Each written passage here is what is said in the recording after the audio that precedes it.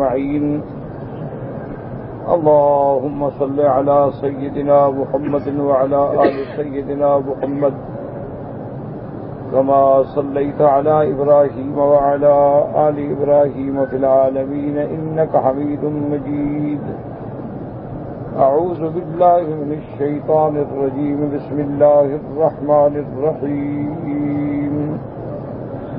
أمن يجيب المضطر إذا دعاه ويكشف السوء ويجعلكم خلفاء الأرض أإله مع الله قليلا ما تذكرون.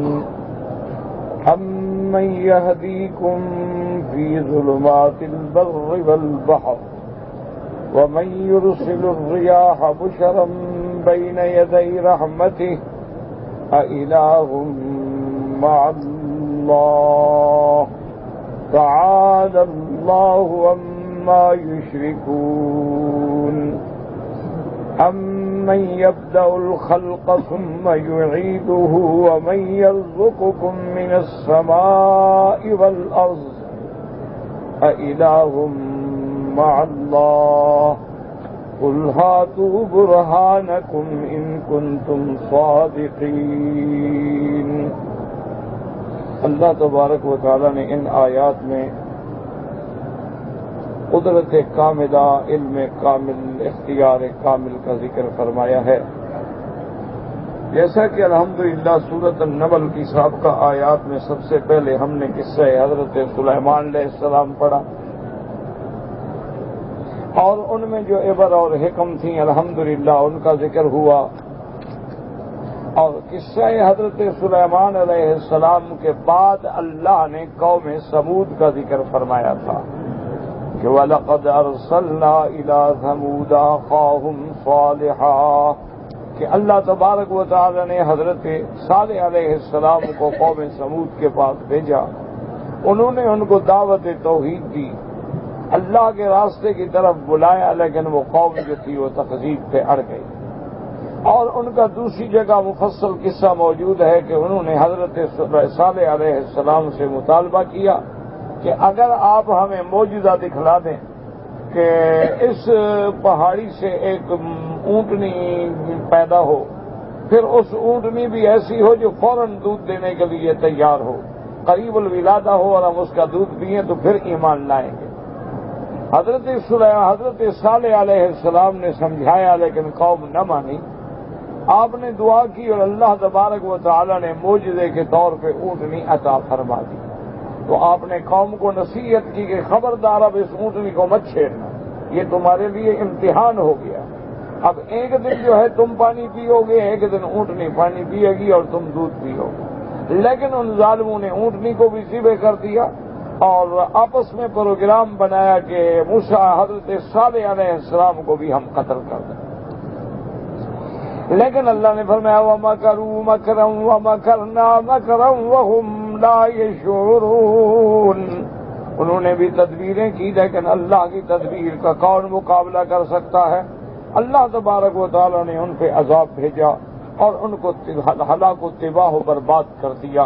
فانظر كيف كان عاقبة مكرهم أنا دمرناهم وقومهم أجمعين فتلك بيوتهم خاوية بما ظلموا. اللہ نے دیکھو ان کے گھر تمہارے سامنے ہیں جو عبرت کا نمونہ ہے.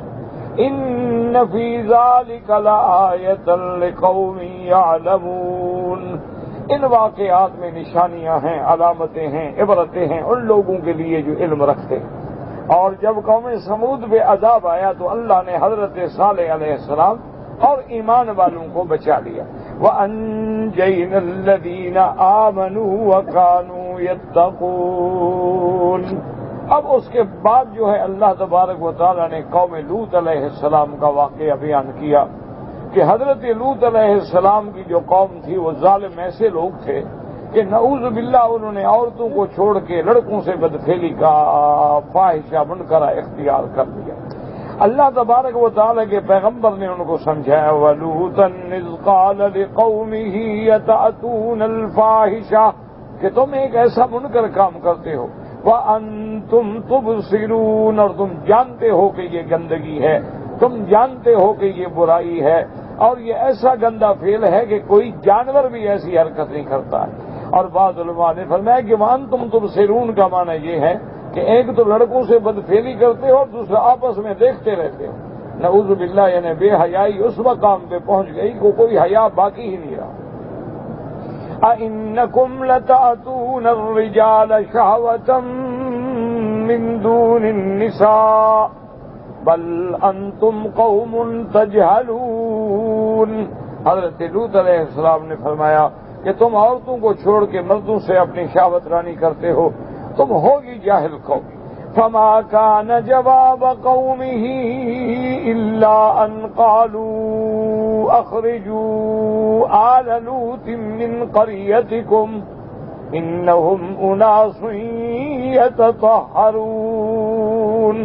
اللہ فرماتا ہے کہ قوم کے پاس اپنی بے حیائی پہ کیا دلیل ہو سکتی؟ انہوں نے آپس میں اتفاق کر کے کہا کہ بھئی بس حضرت لوط اور ان کے ماننے والوں کو بستی سے نکال دو، یہ بڑے پاک باز لوگ ہیں، یہ ہمارے ساتھ کیسے رہ سکتے؟ اللہ فرماتے ہیں فَأَنْجَيْنَاهُ وَأَهْلَهُ إِلَّا امْرَأَتَهُ قَدَّرْنَاهَا مِنَ الْغَابِرِينَ۔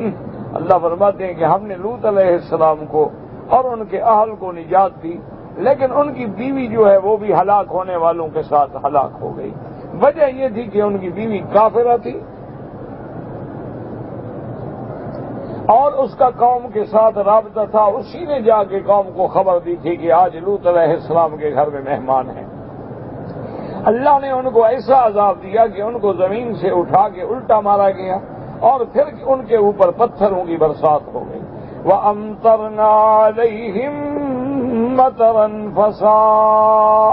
فَسَاءَ مَطَرُ الْمُنذَرِينَ۔ اللہ نے فرمایا کہ پھر ہم نے ان پہ برسات برسائی، وہ کیسا بری برسات تھی کہ پتھروں کی برسات برسائی گئی۔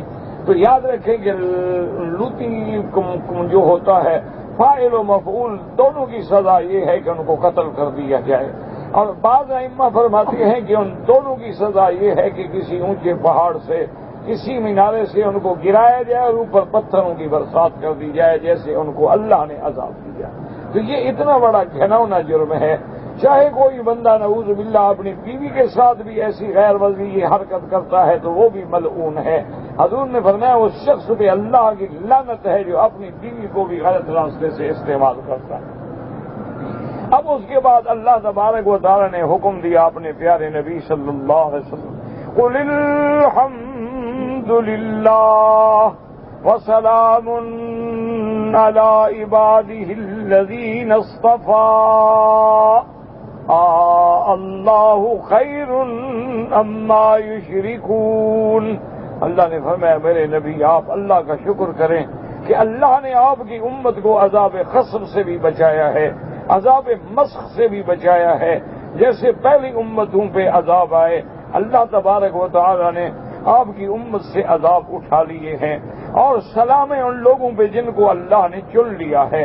علماء نے فرمایا اس سے مراد جو ہیں اصحاب رسول اللہ ہے، کیونکہ حضور صلی اللہ علیہ وسلم نے فرمایا ان اللہ اختارنی، اللہ نے مجھے چن لیا ہے، ثم اختار لی اصحابی، اس کے بعد میرے لیے میرے صحابہ کو بھی چن لیا ہے، فجعل منہم انصاری و اصحاری، بعد میرے مددگار ہیں اور بعد میرے رشتہ دار ہیں۔ اب اس کے بعد اب اللہ تبارک و تعالی اپنی کمال قدرت اور کمال توحید کے بیان فرماتے ہیں۔ من خلق السماوات والارض، ان آیات میں توجہ کیا کریں۔ قرآن کا معنی یہ ہوتا ہے قرآن میں تدبر کرو، قرآن میں فکر کرو، قرآن کو سوچ کے پڑھو، قرآن کو دل لگا کے پڑھو، اور اس کی ایک ایک آیت میں جو اللہ تبارک و تعالیٰ کی حکمتیں ہیں فرمایا امن خلق السماوات والارض وأنزل لكم من السماء ماء فأنبتنا به حدائق ذات بهجة ما كان لكم أن تنبتوا شجرها أإله مع الله بل هم قوم يعدلون۔ اللہ نے فرمایا کہ تم نے جن کو خدا بنایا ہے، معبود بنایا، حاجت روا، مشکل کشا، غور تو کرو کون ذات ہے جس نے آسمانوں اور زمینوں کو پیدا کیا ہے؟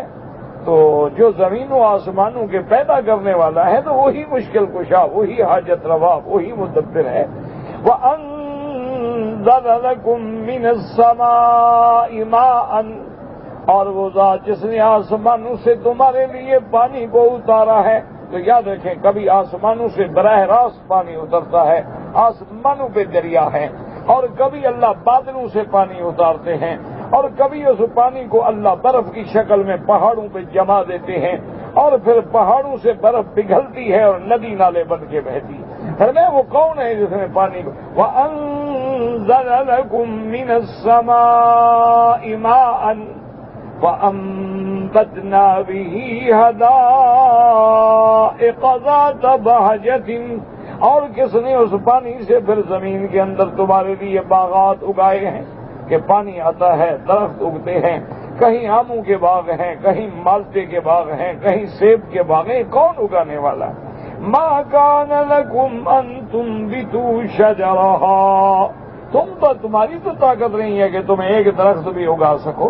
أَإِلَٰهٌ مَّعَ اللَّهِ، کیا اللہ کے سوا کوئی اور ہے جس نے یہ سارا کام کیا؟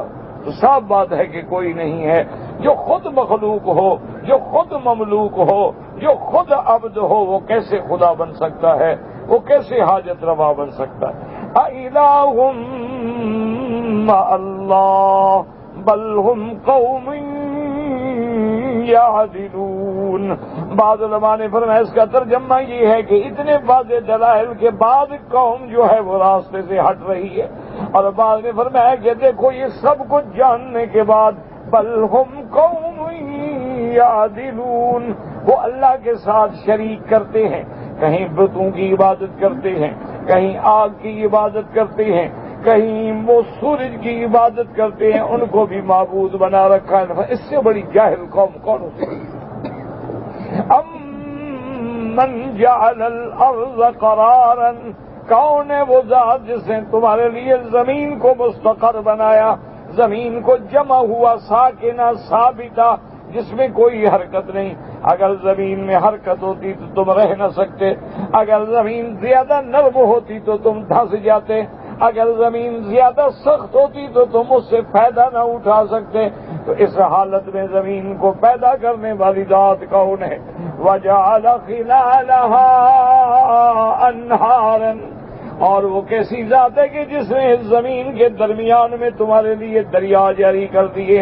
اب دیکھیں بعض ملک ہیں جن میں 2 دریا ہیں، بعد میں 4 ہیں، بعد میں 5 ہیں۔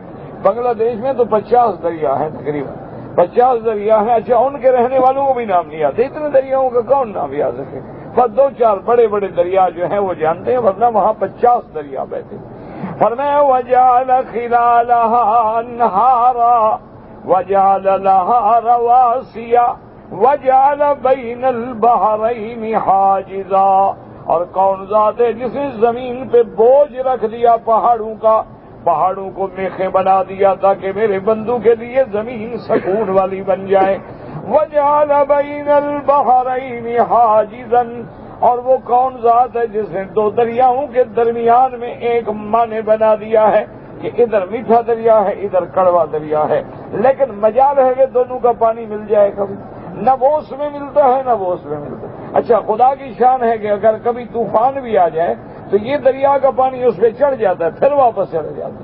اچھا، میٹھے دریا میں طوفان آئے وہ اس پہ چڑھ جائے گا، پھر واپس چڑھ جائے گا۔ اچھا، آپ جناب غسل کریں، ادھر سے ادھر چلے جائیں، آپ کو کوئی رکاوٹ نہیں معلوم ہو، آپ کشتیوں پہ جائیں کوئی رکاوٹ معلوم نہیں ہوگی۔ لیکن وہ کون ذات ہے جو میٹھے کو کڑوے سے نہیں ملنے دیتی؟ وَجَعَلَ بَيْنَ الْبَحْرَيْنِ حَاجِزًا أَإِلَٰهٌ مَّعَ اللَّهِ، اس معبود برحق کے سوا کوئی اور ہے؟ نہیں۔ بل اکثرهم لا يعلمون، لیکن مشکل یہ ہے کہ کتنے لوگ ہیں وہ اللہ کی اس قدرت کاملہ کو نہیں پہچانتے، اللہ تعالیٰ کے ساتھ غیروں کو بھی شریک کرتے ہیں، اللہ کا بھی سجدہ کرتے ہیں اور غیر اللہ کا بھی سجدہ کرتے ہیں، اللہ کے نام پہ بھی قربانی دیتے ہیں، غیر اللہ کے نام پہ بھی نظر نیاز چڑھاتے ہیں۔ اللہ تبارک و تعالی نے فرمایا بل اکثرهم لا يعلمون امن يجيب المضطر اذا دعاه ويكشف السوء ويجعلكم خلفاء الارض أإله مع الله۔ اللہ نے فرمایا کون ہے جو پریشان حالوں کی پکار کو سنتا ہے؟ اب دیکھیں، پریشان مسلمان ہو کافر ہو سب کی سنتا ہے، حتیٰ کہ جب کافر کشتیوں میں جاتے تھے اور کشتیاں ڈوبنے لگتی، اللہ نے قرآن میں وضاحت فرمائی اذا رکبوا فی الفلک دعوا اللہ مخلصین لہ الدین۔ یہ جب یہ کشتی میں سوار ہوتی ہے اور کشتی طوفان میں گھر جاتی ہے، ڈوبنے کا یقین ہو جاتا ہے تو خالص اللہ کو پکارتے ہیں، اب سارے شریک چھوڑ دیتے، اب کوئی بھی یاد نہیں آتا یا اللہ اب تم بچاؤ۔ فرمایا جب ہم ان کو بچا لیتے ہیں، ہم کنارے لگا دیتے ہیں تو پھر آگے شرک کرنا شروع کر دیتے ہیں۔ تو اللہ نے فرمایا کون ہے جو سننے والا ہے؟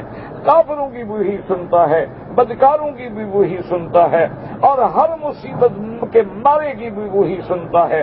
اس لیے علماء نے لکھا کہ جب آدمی پریشان ہو تو اللہ کا وعدہ ہے کہ اس کی دعا سن کے پریشانی دور فرمائیں گے، لیکن شرط یہ ہے کہ تم دعا خالص دل سے کیا کرو۔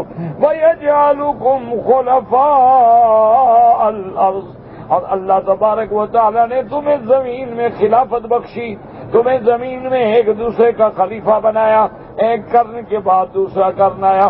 اِلَٰهٌ مَّعَ اللَّهِ، کیا اس معبود برحق کے ساتھ کوئی اور بھی ہے؟ قَلِيلًا مَّا تَذَكَّرُونَ، لیکن بہت تھوڑے ہیں جو نصیحت پکڑتے ہیں، بہت تھوڑے ہیں جو اس بات کو سمجھتی ہیں، بہت تھوڑے ہیں جن کو ہدایت کا رستہ ملتا ہے۔ اور آج کے سبق میں اللہ نے فرمایا أَمَّن يَهْدِيكُمْ فِي ظُلُمَاتِ الْبَرِّ وَالْبَحْرِ، فرمایا کون ہے جو تمہیں صحراؤں میں دریاؤں میں ٹھکانا راستہ بتلانے والا؟ کون ہے راستے پہ لانے والا؟ کہ جب تم بھٹک جاتے ہو تو کس کو پکارتے ہو؟ اگر ستاروں سے راستہ پکڑو تو ستاروں کا خالق بھی وہی ہے، اگر چاند سورج سے راستہ پکڑو تو چاند سورج کا خالق بھی وہی ہے، تو اس کے سوا کوئی ہدایت دینے والا نہیں۔ أَمَّن يَهْدِيكُمْ فِي ظُلُمَاتِ الْبَرِّ وَالْبَحْرِ وَمَن يُرْسِلِ الرِّيَاحَ بُشْرًا بین یدی رحمتی، اور کون ذات ہے جو رحمت سے پہلے ہوائیں چلاتی ہیں، جو بارش سے پہلے ہوائیں چلا کے تمہیں خوشخبری دیتی ہیں کہ بارش آنے والی ہے، رحمت آنے والی ہے۔ فرمایا اِلَٰهٌ مَّعَ اللَّهِ، کیا اس معبود کے ساتھ کوئی اور ہے؟ نہ کوئی ہواؤں کو پیدا کر سکتا ہے، نہ چلا سکتا ہے، نہ کوئی بادلوں کو برسا سکتا ہے، نہ بنا اور نہ اٹھا سکتا ہے۔ تو جب ہر چیز کا مالک اللہ ہے، ہدایت دینے والا اللہ ہے، اندھیروں میں بچانے والا اللہ ہے، تو اس کو چھوڑ کے پھر غیروں کے دروازے پہ کیوں سجدے کرتے ہو؟ اِلَٰهٌ مَّعَ اللَّهِ تعالی اللہ عما یشرکون، اللہ کی ذات بہت بلند و بالا ہے ان چیزوں سے جو ان کے تم شریک بناتے ہو، وہ شریکوں سے پاک ہے، وہ اولاد سے پاک ہے، وہ باپ باپ سے پاک ہے۔ اس لیے فرمایا قل هو اللہ احد اللہ الصمد لم یلد ولم یولد ولم یکن له کفوا احد۔ فرمایا من یبدأ الخلق ثم یعیدہ، اللہ تبارک و تعالیٰ فرماتے ہیں ذرا غور کر کے بتاؤ کون ہے جس نے سب سے پہلے مخلوق کو پیدا کیا ہے، جیسے زمین سے وہ کھیتیاں اگانے پہ قادر ہیں، اسی طرح مٹی سے تمہارے ابا حضرت آدم کو بنانے پہ قادر ہے۔ پھر آدم کی اولاد کو اللہ سے پانی سے پیدا کیا ہے، اور جس نے پیدا کیا ثم یعیدہ، وہ تمہیں موت دینے کے بعد دوبارہ بھی اٹھانے پہ قادر ہیں۔ وَمَن يَرْزُقُكُم مِّنَ السَّمَاءِ وَالْأَرْضِ، اور کون ذات ہے جو آسمانوں سے اور زمینوں سے تم کو رزق دیتی ہے؟ کیا مانا؟ آسمانوں سے بارشیں اترتی ہیں، زمین سے کھیتیاں نکلتی ہیں جو تمہارے ارزاق کا باعث بنتی ہیں۔ اِلٰہٌ مَّعَ اللَّہِ، اللہ نے فرمایا غیروں کے پجاری ہو، اللہ نے فرمایا سورج کے پجاری ہو۔ اللہ تبارک و تعالیٰ فرماتی ہیں غیر اللہ کے سجدے کرنے والوں، کسی بزرگ کو سجدہ کرنے والوں، قبروں پہ سجدہ کرنے والوں، بتاؤ کہ وہ بھی کچھ کر سکتے ہیں، ان کے اندر بھی کوئی اختیار ہے۔ قُلْ هَاتُوا بُرْهَانَكُمْ إِن كُنتُمْ صادقین، اور جن کو تم نے اللہ کے سوا معبود بنا رکھا ہے، کوئی دلیل ہے تمہارے پاس تو اپنی سچائی پہ دلیل لے آؤ۔ کیا دلیل ہو سکتی؟ اس لیے قرآن دوسری جگہ خود جواب دیتا ہے، وَمَن يَدْعُ مَعَ اللَّهِ إِلَٰهًا آخَرَ لَا بُرْهَانَ لَهُ بِهِ فَإِنَّمَا حِسَابُهُ عِندَ رَبِّهِ إِنَّهُ لَا يُفْلِحُ الْكَافِرُونَ۔ اللہ نے فرمایا جو اللہ کو چھوڑ کے غیروں کو پکارتے ہیں، جو اللہ کی ندا کے بجائے یا غوث یا شیخ یا عبد القادر جیلانی یا نبی یا جبریل یا میکائیل یا اسرافیل غیر اللہ کو پکارتے ہیں، فرمایا ان کے پاس کوئی دلیل نہیں ہے، ان کے پاس کوئی حجت نہیں، کوئی برہان نہیں ہے، ان کا حساب کتاب اللہ کے پاس ہے، اللہ ان سے پورا پورا بدلہ لیں گے۔ انہ لا یفلح الکافرون، اور کافروں کو فلاح اور کامیابی جو ہے کبھی نصیب نہیں ہوگی۔ تو ان تمام آیات میں اللہ نے اپنی اس بات الوہیت کا ذکر فرمایا ہے، اور ہمیں دعوت دی ہے کہ غور کرو، آسمانوں پہ نظر ڈالو تو غور کرو، زمین پہ نظر ڈالو تو غور کرو، پانی پہ نظر ڈالو تو غور کرو، کھیتی پہ نظر ڈالو تو غور کرو، باغات میں گزرو درختوں پہ نظر ڈالو تو غور کرو کہ ان سب کا خالق مالک پیدا کرنے والا کون ہے۔ اللہ آپ کو بھی اور مجھے بھی صحیح عقیدہ نصیب فرمائے۔ انشاءاللہ اللہ کو منظور ہے، چونکہ الحمدللہ ثم الحمدللہ عمرے پہ آنے والوں کی تعداد جو ہے اللہ کے شکر سے بڑھ رہی ہے، اور اللہ کرے قیامت تک بڑھتی رہے۔ یہ دلیل ہے کہ ابھی حضور کی امت میں خیر باقی ہے، کہ کفر اور ان کا میڈیا جتنا اسلام کو مٹانے پہ زور لگا رہا ہے، اللہ کا شکر ہے اتنا عمرے والے بڑھ رہے ہیں۔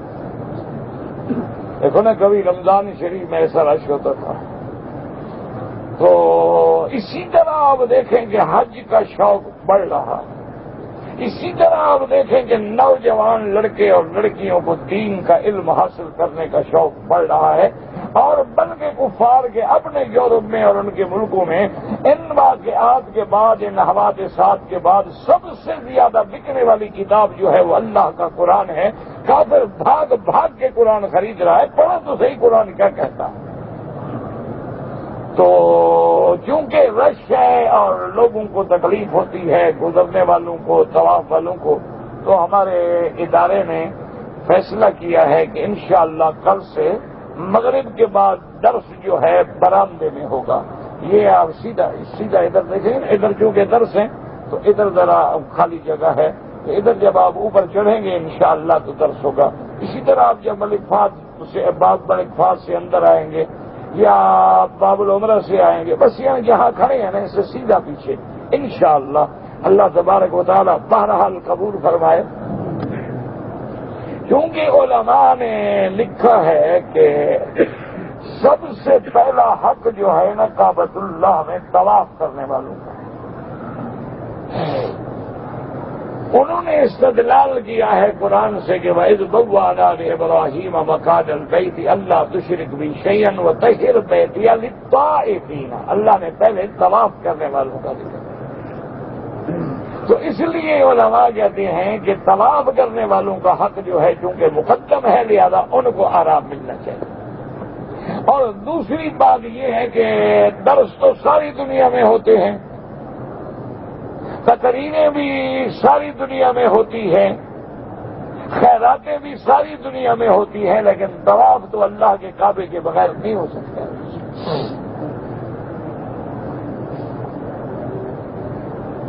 کہتے ہیں کہ حجر اسود پر جو رش ہو جاتا ہے اور عورتیں اور مرد جو ہے وہ مکس ہو جاتے ہیں، یاد رکھو یہ حرام۔ بوسہ دینا سنت ہے، غیر محرم کو ہاتھ لگ جائے، بدن لگ جائے، یہ حرام۔ تو یہ کسی بھی عالم نے، فقیہ نے، مجتہد نے نہیں فرمایا کہ غیر محرم عورتوں کو دھکے آئیں، ہاتھ لگیں، بدن مل جائیں لیکن بوسہ دو، یہ تو بالکل حرام۔ اس لیے اللہ کے نبی نے ہمارے لیے آسانی پیدا کی کہ موقع ہے بوسہ دے دو، موقع ہے ہاتھ لگا کے چوم لو، یہ بھی موقع نہیں ہے تو دور سے بسم اللہ اللہ اکبر وللہ الحمد، وہی بوسے کا ثواب۔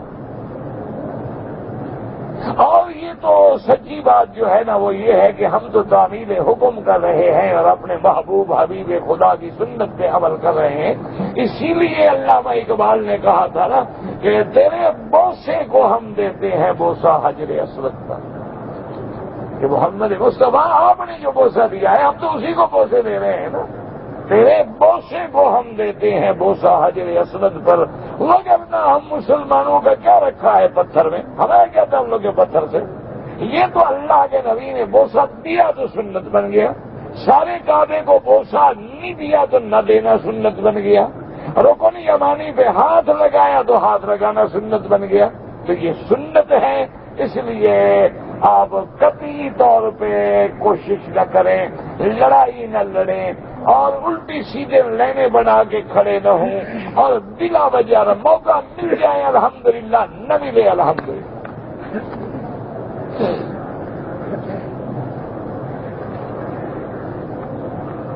کہتے جی کہ ہمارے علاقوں میں رواج ہوتا ہے کہ مور ایک پرندہ ہے، اس کا پر لے کے قرآن میں رکھ لیتے ہیں۔ حضور کے زمانے میں تو نہ مور تھا نہ صحابہ کے زمانے میں تھا، وہ کیا رکھیں، بس لوگوں نے گھڑا ہے کہ خوبصورت ہے لہذا قرآن میں رکھ لو، اور اوپر غلاف سے باندھ کے رکھ لو، پڑھنا نہ ہو، عمل نہ کرنا پڑے، بس خوبصورتی ہو۔ یہ بدعات ہیں، ان کا کوئی اسلام سے تعلق نہیں ہے۔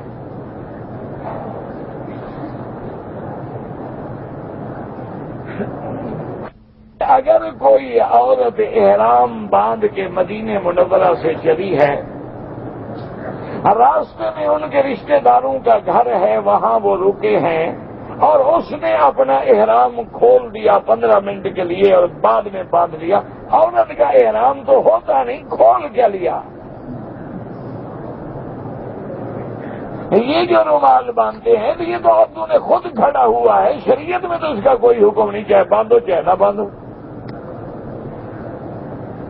یہ تو اس لیے احتیاط ہوتی ہے عورتوں کی کہ چلو بال نظر نہ آئیں، بال کھل نہ جائیں، بال بلا وجہ نہ بکھریں، ورنہ شریعت کا تو کوئی حکم نہیں۔ عورت جو لباس پہنے ہوئے اسی میں لبیک اللہم لبیک لبیک لا شریک لک لبیک بس نیت کرے گی۔ عورت کا تو کوئی احرام ہوتا نہیں، کھل گیا تو کھل گیا، 20 دفعہ کھل جائے کیا فرق پڑتا ہے؟ اور دوسرا جو سب سے بڑی جہالت ہے وہ اور ہے، دعا کرو اللہ ہدایت دے، کہ عورتیں سر پہ رومال باندھ لیتی ہیں کہ جی احرام باندھ دیا، اچھا جی ٹھیک ہے، اب نماز کا وقت آیا، وضو کیا تو مسح کرتے ہوئے اوپر سے مسح کر رہے ہیں، وضو نہ ہوا، جب وضو نہ ہوا تو نماز ہی نہ ہوئی۔ تو اچھا عمرہ کیا کہ عمرے کی وجہ سے فرض نمازیں تباہ برباد ہو گئی، اچھا حج کیا کہ نہ مینا میں نماز، نہ عرفات میں نماز، نہ مزدلفہ میں نماز، احرام باندھا ہوا ہے۔ اس سے بڑی جہالت کیا ہوگی؟ تو لہذا یہ کوئی احرام نہیں، نہ عورت کے لیے رومال باندھنا ضروری ہے، نہ اسکارف باندھنا ضروری ہے، اور اگر وہ باندھے تو لازمی بات ہے کہ جب وضو کرے تو کھولے اور مسح جو ہے اپنے سر پہ کرے۔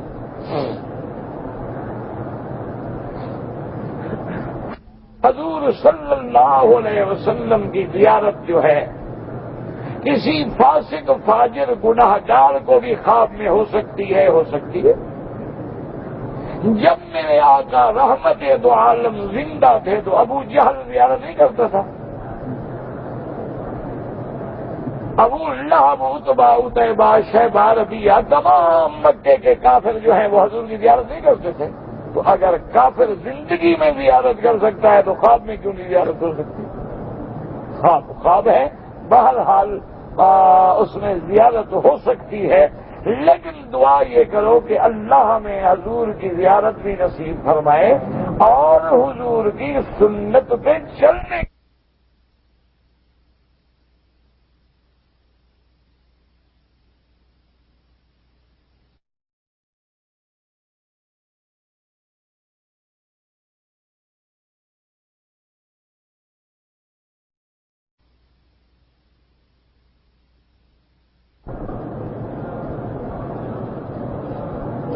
کہتے ہیں جی کہ ہمارے ملک میں ایک پیر صاحب انتقال کر گئے ہیں، ان کے صاحبزادے جو ہیں وہاں محفل ہوتی ہے، اور محفل میں جو پڑھا جاتا ہے وہ کہتے ہیں کہ جو کچھ ہم نے پڑھا ہے وہ ہم پیر کو دے رہے ہیں، وہ جس کو چاہیں دیں۔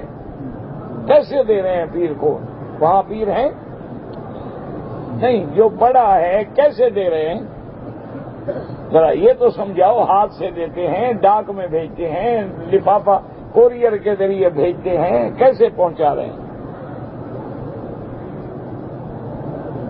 بھئی کوئی قائل تو کرو نا ہمیں کہ آپ نے یہ پیر کو دیا، پیر تو ہے نہیں، کس کو دیا؟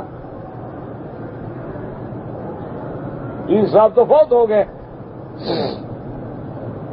ثواب دینا تو اللہ کا کام ہے کہ آپ پڑھ کے کہیں کہ یہ اللہ کی تبارک و تعالیٰ کا کلام ہے، ہم اللہ سے دعا کرتے ہیں کہ اس کا ثواب ہمارے پیر کو دے دیں۔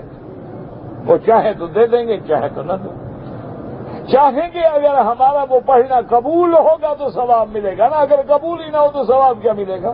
تو ثواب دینا اللہ کا کام ہے یا تمہارا کام ہے؟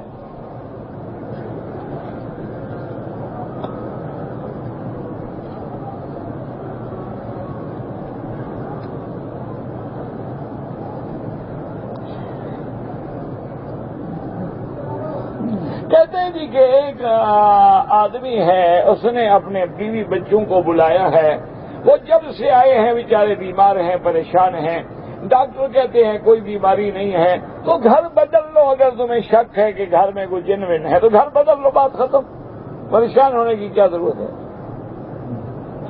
بھئی اگر کہتے ہو دروازے خود بخود کھل جاتے ہیں اور یہ ہوتا ہے وہ ہوتا ہے تو جان چھوڑو، گھر بدل لو، السلام علیکم، بات ختم ہو گئی۔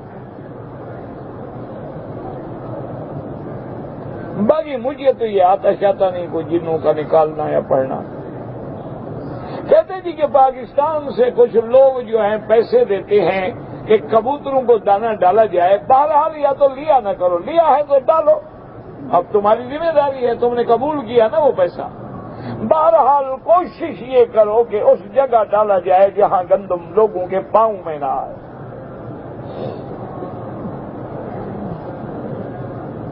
القاتیل مقتیل، القاتیل تو ہوتا کوئی نہیں،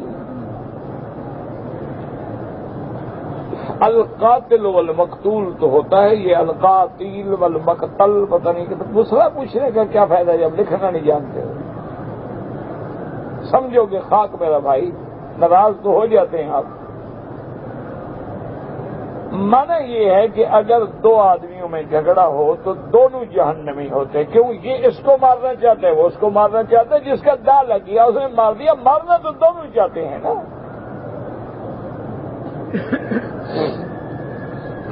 ہاں ایک مظلوم ہے اپنے گھر میں، ڈاکو آ گئے، ظالم آ گئے، انہوں نے مارا، مظلوم شہید ہوگا اور یہ مر جائے تو حرام موت مرے۔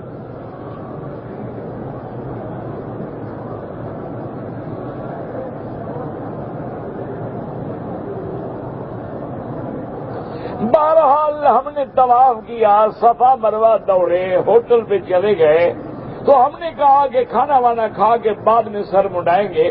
ایک ساتھی نے غلطی سے شلوار پہن لی، 15-20 منٹ پھر اتار کے سر منڈایا، کوئی بات نہیں، کوئی دم شم نہیں، لیکن اگر اللہ توفیق دے تو 2-4 ریال صدقہ کر دو۔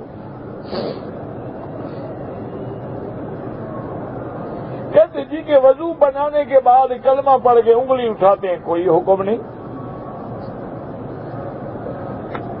جب ہم وضو کریں تو پانی ایک دفعہ ڈالیں، کم از کم ایک دفعہ، ورنہ افضل یہ ہے کہ 3 دفعہ۔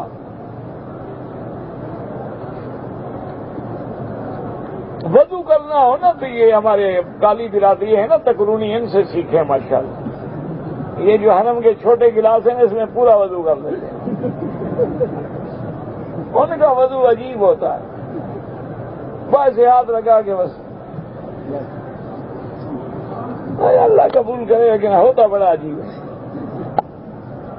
بہرحال مسجد میں داخل ہونے کے بعد تحیۃ الوضو پڑھیں یا تحیۃ المسجد، دونوں پڑھو۔ پہلے تحیۃ الوضو پڑھ لو، تحیۃ المسجد پڑھ لو۔ جتنی زیادہ پڑھو گے، جتنا کماؤ گے اتنا اجر ملے گا نا۔ ویسے ایک پڑھو تب بھی دونوں ادا ہو گئے۔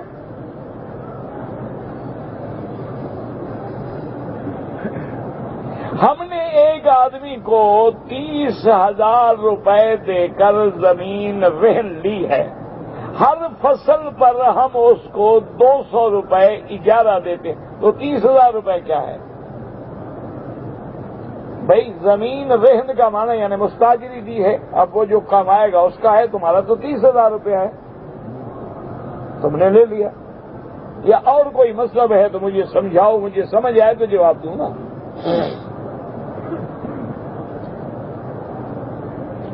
حضور پاک جب تشریف لے گئے تھے مدینہ منورہ تو وہاں جو بچیاں تھیں انہوں نے دف بجایا تھا۔ دف کا ذکر تو نہیں آتا، البتہ یہ ضرور آتا ہے کہ بچیاں، بچے، بوڑھے، جوان ثنیۃ الوداع کے مقام پہ کھڑے تھے اور خوشیاں منا رہے تھے کہ طلع البدر علینا من ثنیۃ الوداع۔ اگر تم یہی قصیدہ پڑھو شادی میں ہم تمہیں منع نہیں کریں گے، قطعاً منع نہیں کریں گے۔ تم تو پڑھتے ہو نا لگ جا سینے نال ٹھا کر کے، وہ جو لعنت ہے نا وہ تو کسی مولوی کے نزدیک بھی جائز نہیں۔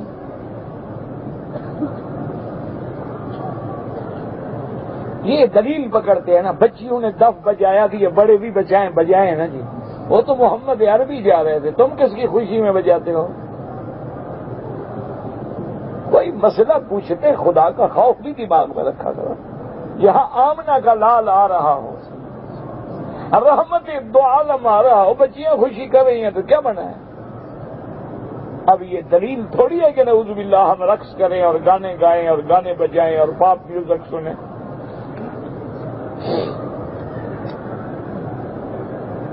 حرم کے باہر جو سفرہ لگاتے ہیں جمعرات پیر کو، وہ کھانا جائز ہے، اسی لیے تو لگاتے ہیں نا کہ کھاؤ، ناجائز ہو تو کیوں لگائیں؟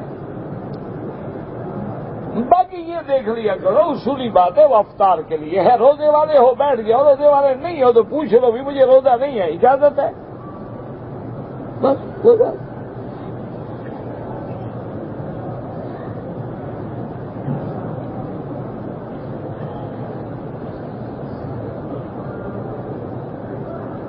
کہتے جی کہ ہمارے ملکوں میں یا کسی بھی ملک میں جو تندرست لوگ ہیں، جوان ہیں، ہٹے کٹے ہیں، بھیک مانگتے ہیں، ان کو دینا گناہ ہے۔ اس کو تو تم عادی کر رہے ہو نا بھیک مانگنے کا۔ ایسے لوگوں کو کہو بھی آؤ تمہیں میں کام دیتا ہوں، مجال ہے کبھی آئیں۔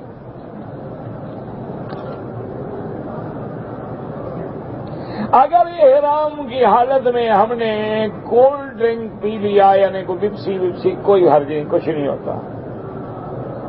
اگر طواف جو ہے کسی زندہ کے لیے اس نے وصیت کی ہے آپ کو کہ میرا طواف کرو، پھر تو ہے، ورنہ اجازت نہیں، آپ خود طواف کرو، اس کے لیے دعا کرو۔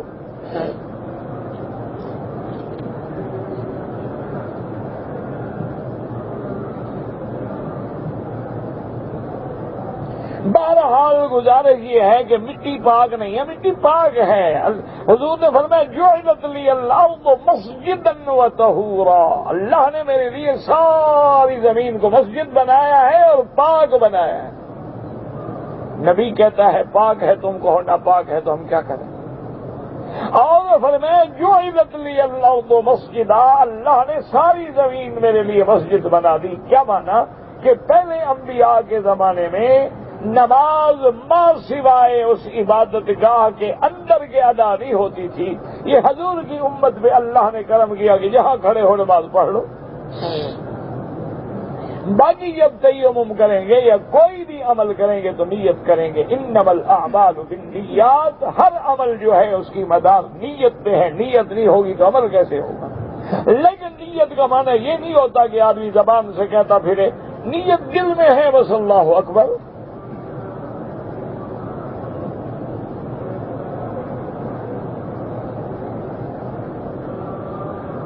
بہرحال گزارش یہ ہے کہ کوئی آدمی کسی بھی ملک سے سیدھا مکے آ رہا ہو تو تمام ائمہ کے نزدیک افضل یہ ہے کہ وہ میقات سے احرام باندھ کے آئے۔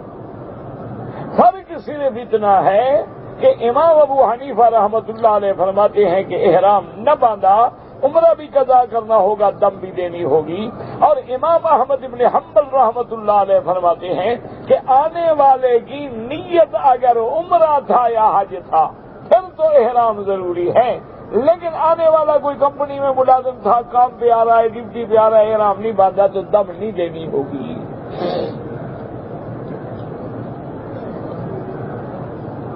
گزارش یہ ہے کہ یہاں سعودی عرب میں الحمدللہ یعنی اللہ کا شکر ہے کہ ان کے جتنے جامعات ہیں، یونیورسٹیاں ہیں، ان میں فقہ علی المذاہب الاربع ساری کتابیں پڑھائی جاتی ہیں چاروں ائمہ کی، لیکن خود یہ فروعی مسائل میں امام احمد ابن حنبل رحمۃ اللہ علیہ کو لیتے ہیں۔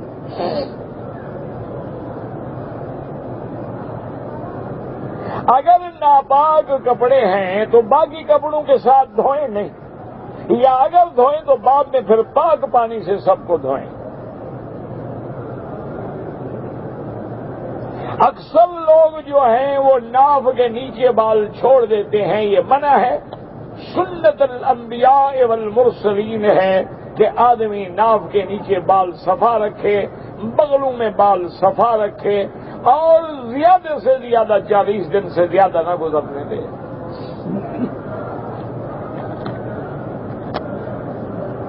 کہتا ہے جی کہ عورت اور مرد کے سجود و رکوع میں کیا فرق ہے؟ میرا بھائی روایات میں موجود ہے کہ عورت اپنے پاؤں نکال کے بدن کو زیادہ زمین سے لگائے، استر لہا، وہ اس کے لیے زیادہ پردے کا باعث ہے۔ ہو نام مبشرہ رکھا جائے ٹھیک ہے، اور لڑکا ہو تو مبشرہ پھر نہیں ہوگا، مبشر رکھا ہوگا۔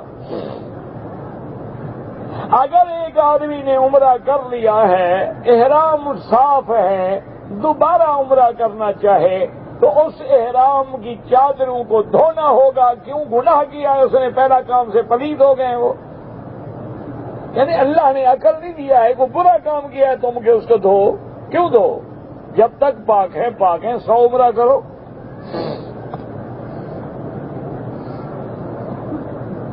بہرحال مرد حضرات اگر عمرہ کرنا چاہیں، حج کرنا چاہیں، عمرہ کرنا چاہیں، اچھی بات ہے کہ بغلوں کے اور نیچے کے ساری بدن کی صفائی کریں، غسل کریں، خوشبو لگائیں بدن پہ، پھر احرام باندھیں، پھر 2 رکعت پڑھ کے نیت کریں۔ میں نے بڑی کوشش کی ہے لیکن میری بہن کی شادی نہیں ہو رہی۔ میرا بھائی اللہ کی حکمتیں ہیں، کئی شرفاء کے گھر ہیں جن کے گھروں میں بچیاں جوان ہیں، وہ پریشان ہیں، یہ اللہ کا ایک نظام ہے۔ بہرحال تم مایوس نہ ہو اپنے رب سے اور کوشش جاری رکھو، اور اللہ کے نام ہیں یا جامع یا لطیف، یا جامع یا لطیف، یا جامع یا لطیف۔ وہ بہن بھی پڑھے، خود بھی پڑھو، گھر والے بھی پڑھیں، اور اللہ سے دعا کرو کہ اللہ کو اچھا رشتہ نصیب فرما دے۔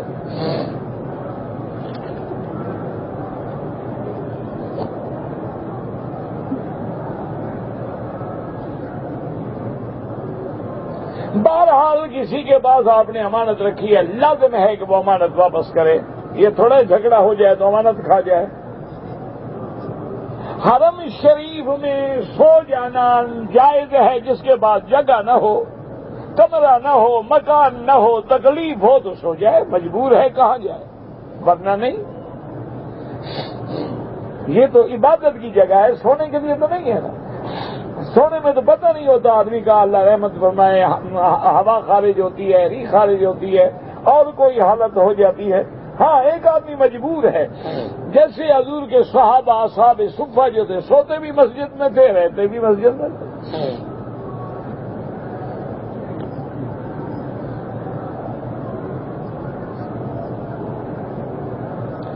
ہم حرم شریف میں ڈیوٹی کرتے ہیں، لیکن کبھی کبھی کام نہیں ہوتا تو فور مین کہتا ہے سو جاؤ، تو کوئی بات نہیں انشاءاللہ۔ جب کام ہی نہیں ہے تو آپ تو موجود ہیں نا کام کے لیے۔ آپ کی ڈیوٹی جو ہے صبح 7 بجے سے ہوتی ہے، آپ 6 بجے آ جاتے ہیں تاکہ پہلے طواف کر لیں، اچھی بات ہے۔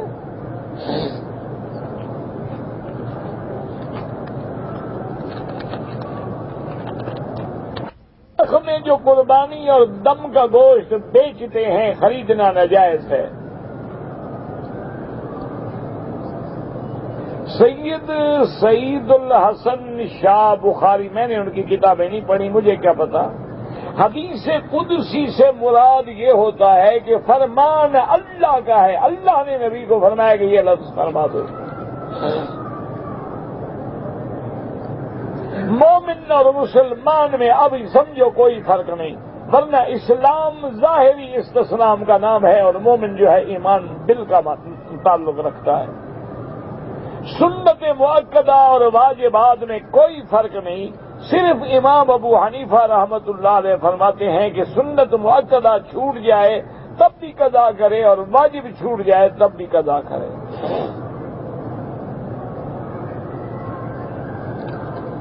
آپ میرے لیے دعا کرتے ہیں، اللہ آپ کو خوش رکھے، آپ کی بہت مہربانی، جزاکم اللہ۔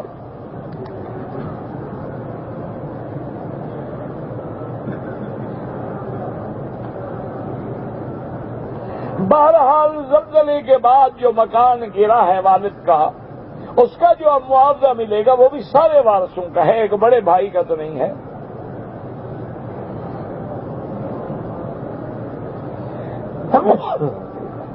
الحمدللہ۔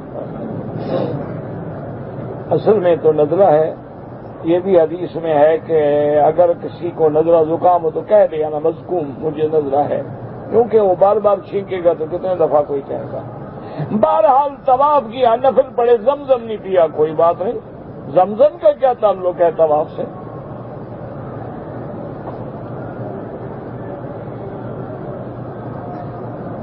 لیلۃ القدر کی علامت کیا ہوگی اللہ عالم، اللہ نے چھپا رکھی ہے۔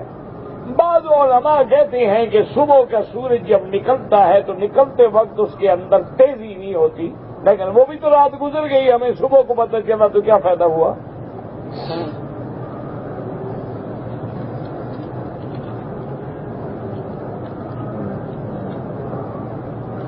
بہرحال جب حضور پاک میں درود شریف پڑھیں، افضل درود وہ ہے جو نماز میں پڑھا جاتا ہے، ویسے جو بھی درود ہو انشاءاللہ سب اللہ قبول فرمائے۔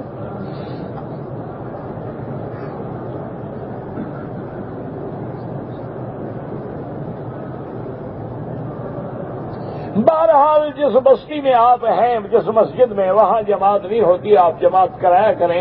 آپ کی داڑھی چھوٹی ہے تو اللہ رحمت کریں گے، نماز کی برکت سے بڑی ہو جائے گی۔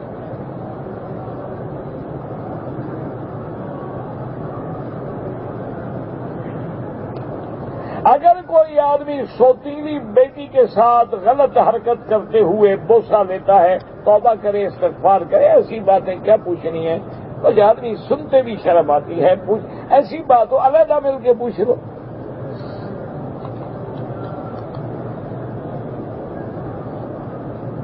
اگر ہمارا رشتہ دار ہے لیکن گناہ گار ہے، رشتہ دار ہے، صلہ رحمی کریں، گناہ گار کیا ہے؟ کافر بھی ہو تب بھی اس کے ساتھ ہمدردی کرو۔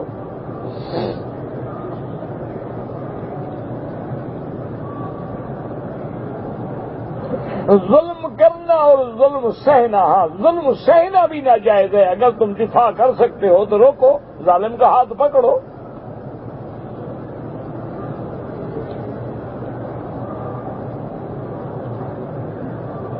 بہرحال اپنا خواب کا مجھے کوئی پتہ نہیں لگتا،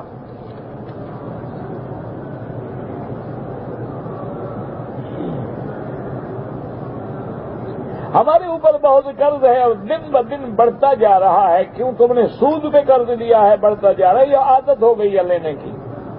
بہرحال توبہ کرو، نیت کرو قرضہ اتارنے کی، اور کثرت کے ساتھ استغفر اللہ الذی لا الہ الا هو الحی القیوم واتوب الیہ پڑھا کرو، انشاءاللہ قرضہ اڑ جائے گا۔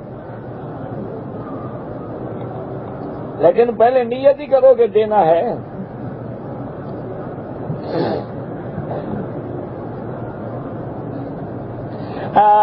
بہرحال ہم نے 20 سال ہو گیا ایک جگہ زمین میں گھر بنایا تھا، اب لوگ کہتے ہیں خالی کرو، زمین کس کا تھا؟ گھر تو تم نے بنایا، 20 سال کا تمہارا قبضہ ہے، قبضہ مخالفانہ ناجائز قبضہ ہے، تو اگر وہ زمین کسی اور کا، اس کو پیسے دو۔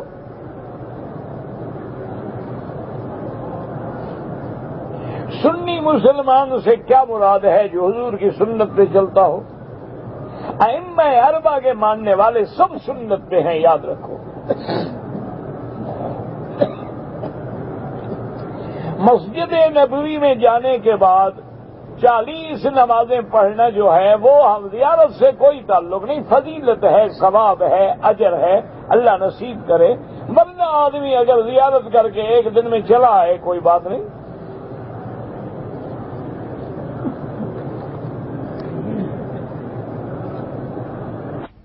اگر حمامات کا رخ جو ہے وہ کعبے کی طرف ہے ہوٹل کے اندر، تو عمارتوں میں اگر ہو تو کوئی منع نہیں، میدان ہو تو کعبے کی طرف رخ نہ کرو، لیکن کوشش یہ کرو کہ وہاں بھی نہ ہو۔ آدمی نے احرام کی حالت میں رات کو اس کے منہ پہ کپڑا پڑ گیا، کچھ نہیں ہوتا۔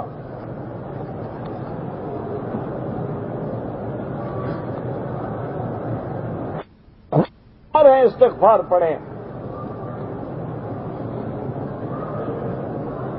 اگر آپ نے تفسیر قرآن پڑھنا ہے تو کوشش یہ کرو کہ چاہے 2 آیتیں پڑھو، کسی عالم سے پڑھو۔ اگر اللہ نے آپ کو علم دیا ہے، کچھ پڑھے ہوئے ہیں آپ، تو کوئی اردو کی اچھی تفسیر لے لیں، ذمہ دار علماء کی لکھی ہوئی ہے۔ اگر ایک آدمی ایک چیز اپنے دکان پہ بیچتا ہے لیکن اپنے ملازموں کو کم ریٹ پہ بیچتا ہے، اچھی بات۔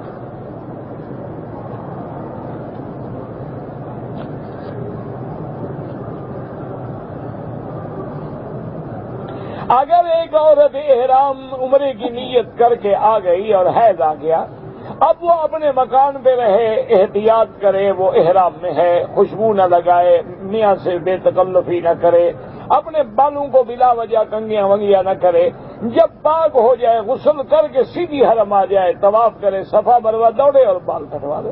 مسجد عائشہ جانے کی ضرورت ہے، نیت تو وہ کر کے آئی ہے، اب کیوں جائے مسجد عائشہ؟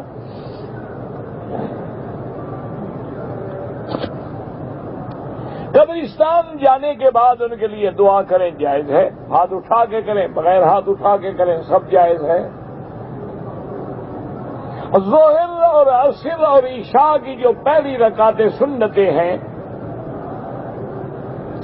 2 رکعت کر کے پڑھیں مرضی، 4 رکعت کر کے پڑھیں مرضی، یہ کوئی جھگڑا نہیں، اولا افضل کی باتیں ہیں۔ کہتے ہیں جی کہ خانہ کعبہ میں اور مسجد نبوی میں تو 20 رکعت تراویح ہوتی ہے، باقی مسجدوں میں 8 ہوتی ہے، آپ حرم میں پڑھا کریں تاکہ زیادہ ثواب حاصل ہو۔ گردن کا مسح کرنا جو ہے صرف احناف کے نزدیک ہے۔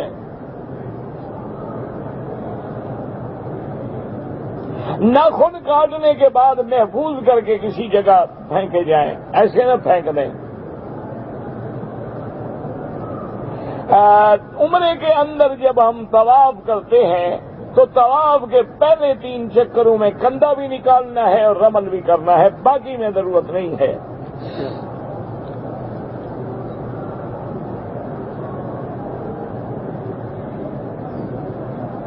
امام ابو حنیفہ رحمت اللہ علیہ کی تقلید کیوں کرتے ہیں کہ میں اتنا پڑھا ہوا نہیں ہوں، میں اپنے سے ان کو بڑا عالم سمجھ کے ان پہ اعتماد کرتا ہوں۔ یہاں جو آپ نماز پڑھیں گے کسی امام پہ اعتماد کر کے امام 1 ہو گئے 10 ہوں گے۔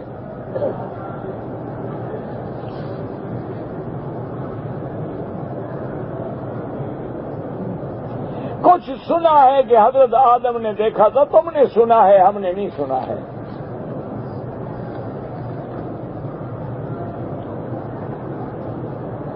آج تک پاکستان میں کوئی دیوبندی یا قائد ثابت ہو، دیوبندی جانے آپ جانے، مجھے کیا ہے؟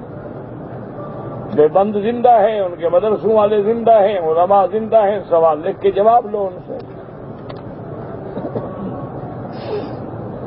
فقہ حنفی کے اکثر مسئلے حدیث کے خلاف ہیں، ماشاءاللہ، پھر تم سارے وہ مسئلے جمع کرو، سارے مسئلے جمع کر کے کتاب چھاپو، ہمت کرو۔ لیکن جب کتاب چھاپنے بیٹھو نا تو ایک کتاب ہے تجلیات صفدر، وہ پڑھ کے بعد میں کتاب لکھنا۔ اچھی بات ہے، کوئی غلطی ہے تو انسان نکالے نا۔ لونڈی کی تعریف، لونڈی وہ ہوتی ہے جو جہاد کرنے کے بعد کافروں کا مال ملے اور عورتیں ملیں اور اس وقت جو خلیفہ ہو وہ تقسیم کرے۔ اب نہ جہاد ہے نہ لونڈیاں ہیں۔ ایک وقت میں 3 طلاق جو ہیں حنفیوں کے نزدیک 3 ہیں، اور بعض علماء اہل حدیث ایک مجلس میں 3 کو 1 کہتے ہیں۔ مرد سیاہ خضاب لگا سکتا ہے، سیاہ نہ لگائے اور کوئی اس میں رنگ ڈالتے۔ اگر دوران طواف حیض آ جائے، طواف چھوڑ کے عورت نکل جائے، اگر مرد نے اپنی عورت کا دودھ پی لیا، نکاح نہیں ٹوٹتا۔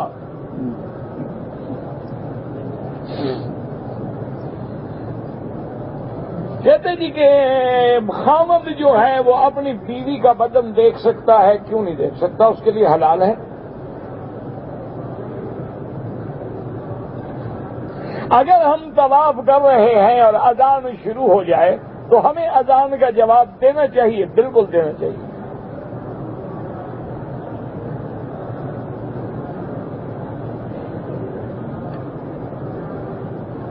ایک شخص نے 2 سال پہلے عمرہ کیا تھا تو کعبے کے خلاف سے چمٹا تھا، خوشبو آ رہی، کچھ نہیں ہوتا۔ خوشبو آنا الگ بات ہے، لگانا الگ بات ہے۔ حالت احرام میں خوشبو لگائیں نہیں۔ اب خوشبو حرم میں گزر رہے، خوشبو آ گئی، آپ کیا کریں گے؟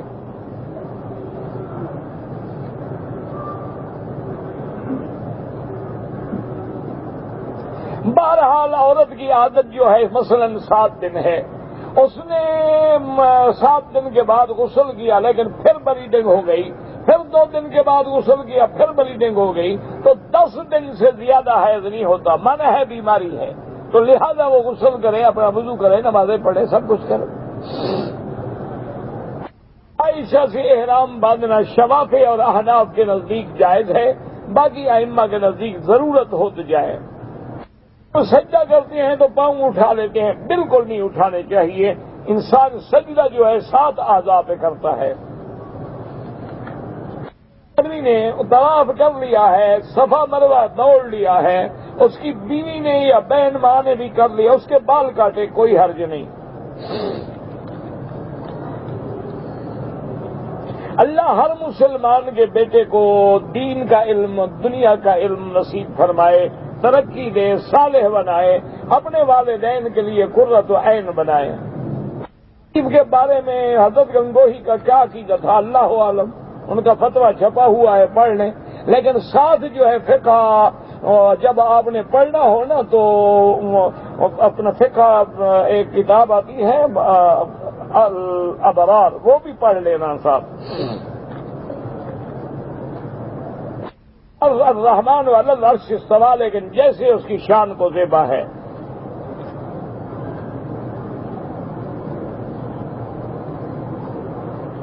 داد اللہ صاحب نے یہ لکھا ہے، اللہ عالم، ہم نے نہیں پڑھا، آپ نے پڑھا ہے، اللہ پاک رحمت فرمائے۔